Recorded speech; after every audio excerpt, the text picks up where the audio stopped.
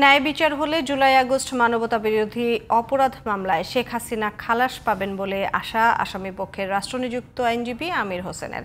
শেখ হাসিনা ও আসাদুজ্জামান খান কামালের পক্ষে প্রথম দিনের যুক্তিতর্ক উপস্থাপন শেষে সাংবাদিকদের কাছে এমন আশার কথা জানান তিনি। যুক্তিতে আমির হোসেন বলেন, শেখ হাসিনা আন্দোলনকারীদের রাজাকার বলেননি।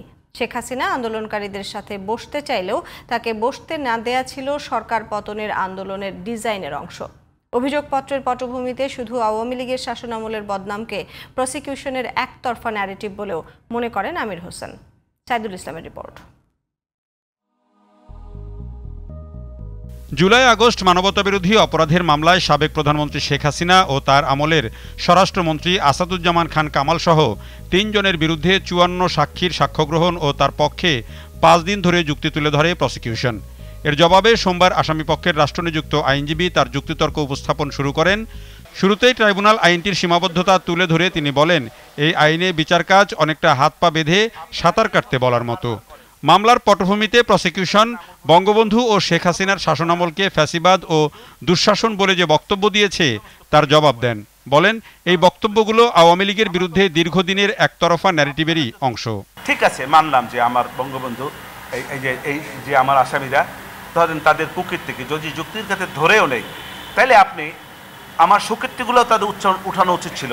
পাশাপাশি অন্য যে সমস্ত সরকার ছিল তাদের যে কুকীর্তি ছিল সেগুলো আপনি তুলে ধরতেন, তাহলে না পটভূমিটা সঠিক হইতো। আপনি একজনকে ছোট করবেন অন্যজনকে বাদ দিয়ে, আর একজনকে বিরুদ্ধাচরণ করবেন প্রয়োজনে অপ্রয়োজনে, ইচ্ছায় অনিচ্ছায়, জেনে না জেনে, ভুলভাবে, এটা তো সঠিক না। শেখ হাসিনা আন্দোলনকারীদের রাজাকার বলেননি বলেও দাবি করেন আমির হোসেন। আর দেশে তত্ত্বাবধায়ক সরকার ব্যবস্থা বাতিলের পটভূমি তৈরি হয়েছিল একজন বিচারপতির বয়স বাড়ানোর মধ্য দিয়ে, এমন তথ্যও জানান তিনি।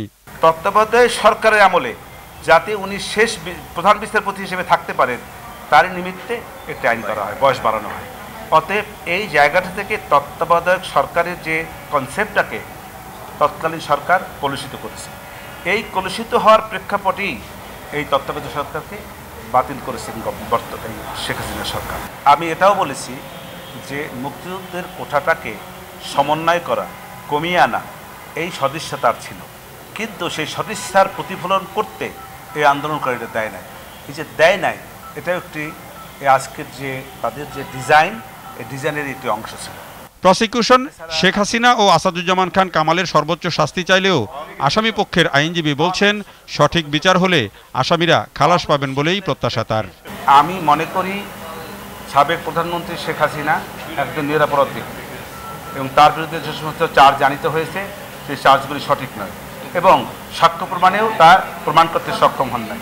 যেহেতু সাক্ষ্য প্রমাণে সক্ষম হনের আমার অভিমত, অতএব এই সাবেক প্রধানমন্ত্রী শেখ হাসিনা এবং আসাদুজ্জামান খান কামাল ওনারা খালাস পাবেন। 2013 সালে শাপলা চত্বরে কোনো গণহত্যা হয়নি বলে যুক্তি তুলে ধরেন আমির হোসেন। প্রশ্ন রাখেন, এত মানুষ খুন হলে এখনও কোনো থানায় কেন একটি মামলাও হলো না? মঙ্গলবার দুপুর পর্যন্ত যুক্তিতর্ক শুনানি মুলতবি করেছেন আন্তর্জাতিক অপরাধ tribunal 1। Saidul Islam, GTV news, Dhaka.